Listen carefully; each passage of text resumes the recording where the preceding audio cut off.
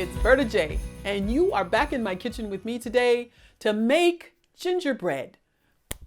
This is the beginning of a series of videos that we're going to do on desserts. I know I don't have very many desserts, but these next few weeks until year end, we are going to have some desserts for you. Okay, the first one is gingerbread.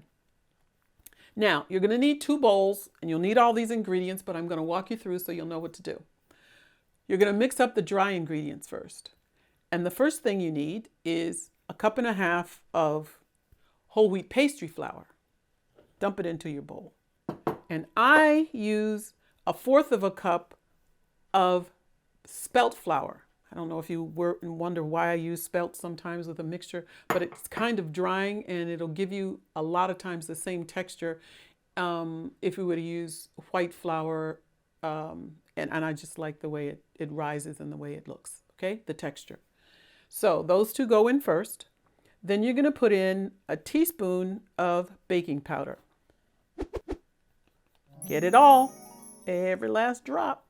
And then 1/2 teaspoon of baking soda, 1/2 teaspoon of salt, and gingerbread spice. Now this is in another video, a standalone video with just gingerbread spice, okay? But you're going to need 2 teaspoons, 1, 2, and 1/2 teaspoon gingerbread spice, okay? And with all your dry ingredients in there, mix them. Okay, you've got that all mixed. Don't forget your little well on the inside. Okay, so you're going to need a smaller bowl to mix your liquids. And here's what's going to go in there. First, I use an egg replacer called Ener-G, and it's powder. And you take 1.5 teaspoons of the Ener-G powder and you put it into 2 tablespoons of warm water. So I just dump it in. Get all that dry powder. And you use oh no, I made a mistake. I put the egg replacer powder in here instead of the baking powder. So there's 1.5 teaspoons of egg replacer in here that was supposed to be mixed with 2 tablespoons of water, which is going to go into the liquid. So I have since put in the teaspoon of baking powder that needed to go in here, okay? So your dry mix is what I said in addition to the egg replacer powder.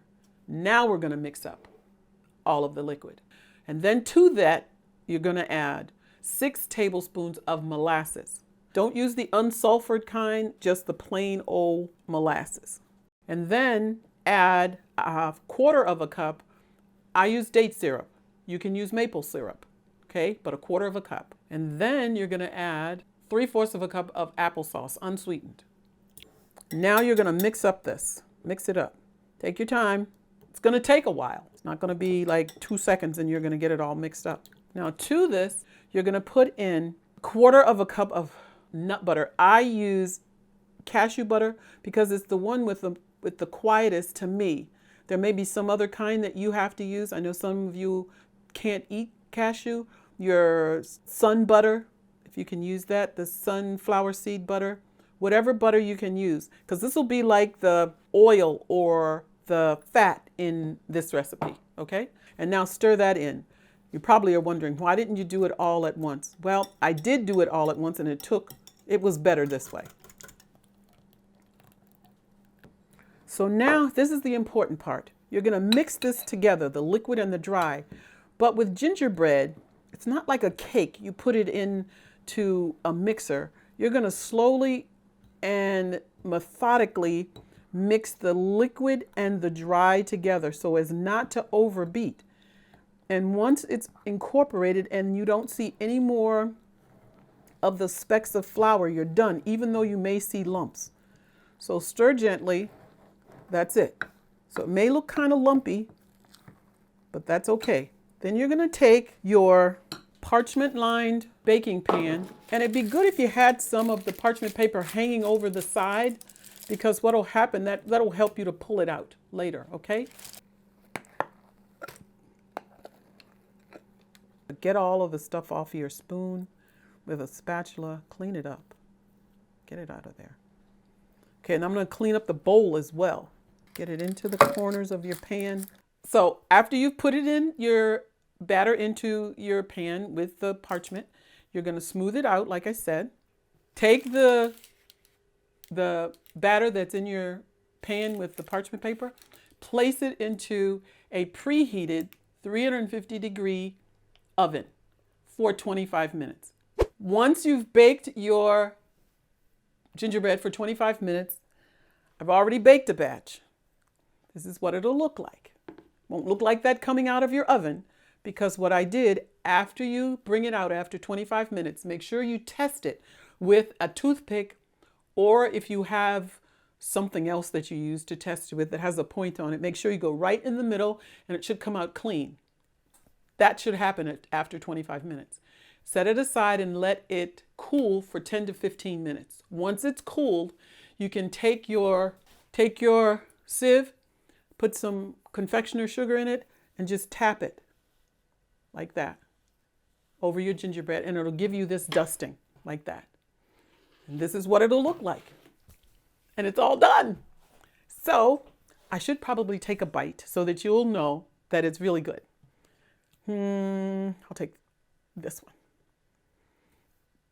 It's a corner. It's not a corner, but it has some of the side. It's very good. And I think you'll enjoy it. I have had this many ways. I've had it with a little applesauce.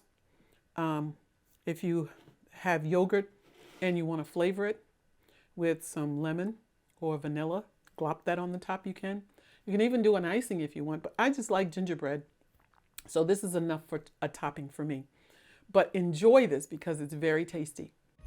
So until next time, gingerbread lovers and the rest of the troopers who may not like gingerbread so much, don't forget to subscribe. Don't forget to click on the bell so that every time a video is uploaded, you will get the notification. And don't forget to leave me some comments below. Thank you so much for watching. So until next time, bye for now.